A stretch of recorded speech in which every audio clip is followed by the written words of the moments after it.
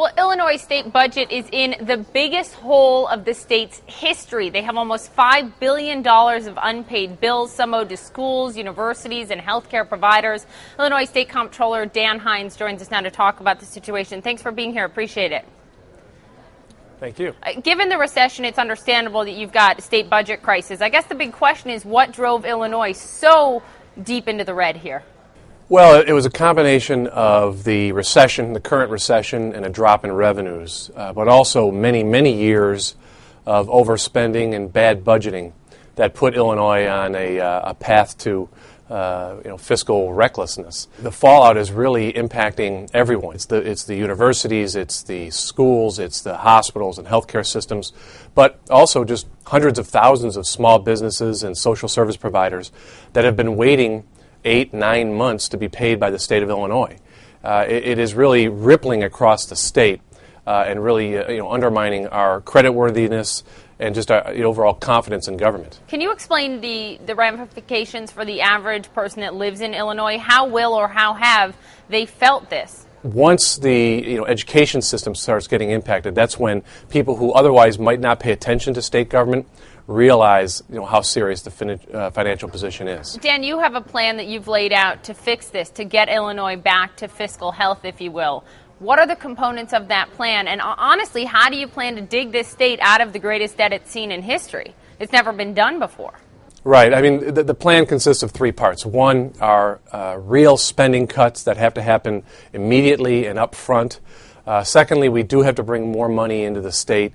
I believe it's unavoidable. There are others who say that we can cut our way out of a $13 billion deficit. I don't believe that's possible. We have to start by cutting, but we have to bring in some revenues. And then third is reforms. I mean, we have to take the steps to make sure we don't repeat this exercise years down the road. We've undergone some pension reforms. There have to be some Medicaid reforms. There have to be spending reforms, overall spending caps. And it's a combination of cuts, revenues, and reforms. Talk about the revenues specifically. Illinois is one of those states in the Midwest that maybe it hasn't been hit as hard as Michigan, say, when it comes to the auto industry, but you've got a big manufacturing base there that has been hit very hard. Peoria, Illinois, the home of Caterpillar. I mean, you've got a lot of manufacturing companies there. This state relies on that industry that is dwindling. So how do you bring the revenues back? The long-term approach that I've espoused is a graduated income tax. We're one of a few states in the country that has a flat income tax of 3%. I want to implement a graduated income tax, a modest graduation of our income tax structure to bring more money into the state. Long-term, the answer is to grow the economy, to attract businesses here, to generate revenues through economic means. But I think we're having difficulty attracting businesses when we have a state that doesn't pay its bills. Right, that is the catch-22. You need businesses to come in. They can't trust, honestly, that the state will pay them.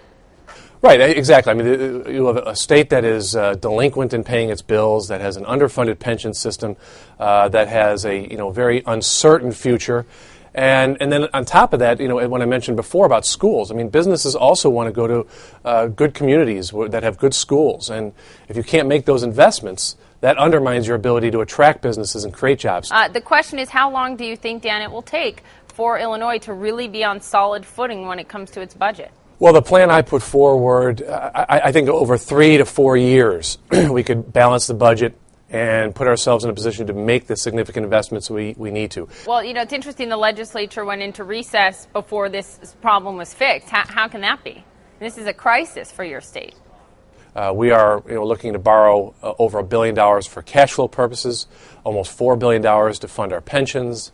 We're securitizing our tobacco receipts and basically front-loading those dollars, leveraging our future. And that's not the correct approach, but it's what was chosen out of a lot of bad options. A final question: when you look at the federal government and the spending on the federal side and then the cuts the state is trying to make, it seems like there's a disparity there. Now, I'm espousing an extension of the state assistance from the federal government, extending it another 6 months or so. But the fact that they're not doing that, really, is not our. We can't say that it's the federal government's fault. We're supposed to take care of our own budgets, and we haven't done that. Dan Hines, thanks for joining us. Appreciate it. Good luck, and we'll keep an eye on it. Thanks.